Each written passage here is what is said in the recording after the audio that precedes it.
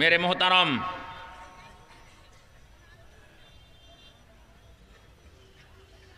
ফিরকায়ে বাতিল আর আরেকটি ফিরকা যারা ইসলামী দলের দাবিদার, ইসলামের বড় ধ্বজাধারী, কিন্তু সাহাবা কেরামকে হকের মাপকাঠি তারা মানে না। বাতিল ফিরকা, ফির গুমরাহ পথভ্রষ্ট ফিরকা তারা।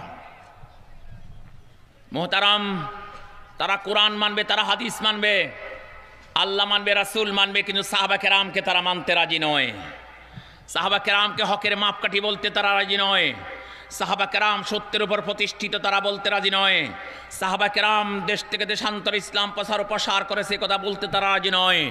তাদেরকে আমরা বলতে চাই, তোমরা কোরআন মানো, হাদিস মানো, আল্লাহ মানো, রাসূল মানো, কিন্তু তোমাদেরকে সাহাবা কেরাম মানতে কোন জায়গায় তোমাদের অসুবিধা তোমরাই বলো। এই টেকনাফ থেকে তেতুলিয়া নয়, ফিজি আইল্যান্ড থেকে ব্রাজিল পর্যন্ত সারা 250 রাষ্ট্রের মধ্যে ইসলামকে কে পৌঁছাইছে বলো। তাই এই কথা বলতে তোমরা বাধ্য হবে যে সাহাবায়ে কেরাম, এই জন্য সাহাবায়ে কেরামের কবর সারা পৃথিবীর কোনায় কোনায় ছড়ায় ছিটায় রয়েছে।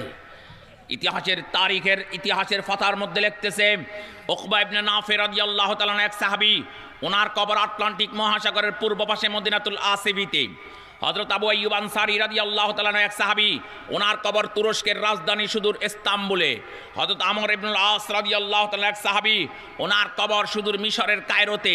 হযরত কুসুম বিন আব্বাস রাদিয়াল্লাহু তাআলা এক সাহাবী, ওনার কবর সুদূর চীনে।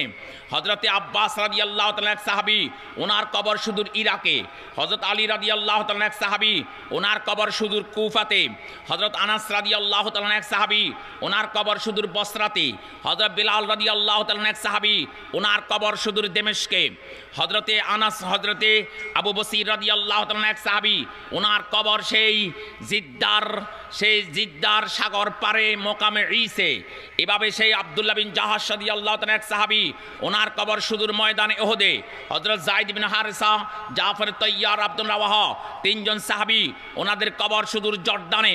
এভাবে সাহাবা কেরামের কবর সারা পৃথিবীর কোনায় কোনায় ছড়ায় ছিটায় রয়েছে। আর এই কথার প্রমাণ করেছে সাহাবা কেরাম সারা বিশ্বের কোনায় কোনায় কবর বানাইয়া প্রমাণ করে দিয়েছে ওনাদের কবরের উপর দিয়ে ইসলাম বাংলাদেশের এই লালপোল পর্যন্ত ইসলাম পৌঁছেছে। ওনাদের এক সাগর রক্তের উপর দিয়া ইসলাম এই পর্যন্ত পৌঁছে।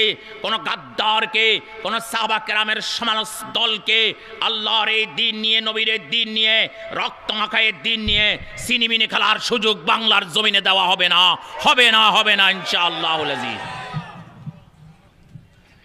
তাই তোমরা আল্লাহ মানলে, রাসূল মানলে, কিন্তু সাহাবায়ে কেরামকে তোমরা মানলে না। তাই তোমরা সাহাবা কেরামকে যদি না মানো তাহলে কি ক্ষতি তোমাদের ইসলামের হবে জানো? এই সাহাবা কেরামের মাধ্যমে দিন ইসলাম আমাদের কাছে পৌঁছেছে। তাই এই সাহাবা কেরাম যদি সত্যের মাপকাঠি না হয়, সাহাবা কেরাম যদি হকের উপর প্রতিষ্ঠিত যদি না হয়, সাহাবা কেরাম যদি হকের যদি বলিষ্ঠ কণ্ঠস্বর যদি না হয়, তাহলে তাদের মাধ্যমে যে দিন পৌঁছেছে সে দিন কোনোদিন খাঁটি হবে না, সে দিন কোনোদিন ভেজাল মুক্ত হবে না, সে দিন কোনোদিন নিটেল ক্লিন হবে না, সে দিন কোনো সেই একবারে 1 নম্বর দিন হবে না। তাই আমাদের সত্যি দিনকে, আমাদের 1 নম্বর দিনকে, আমাদের ভেজাল মুক্ত দিনকে, আমাদের তৌহিদওয়ালা দিনকে, আমাদের নিটিল ক্লিন দিনকে যেই সমস্ত ব্যক্তিবর্গ ইসলামের যতদারি তোমরা ইহুদি নাসারার কাছে তোমরা সন্দেহযুক্ত তোমরা করতেছিলে, সন্দেহের তীর আমাদের খাঁটি দিনের দিকে নিক্ষেপ করার সুযোগ তোমরা করে দিয়েছিলে।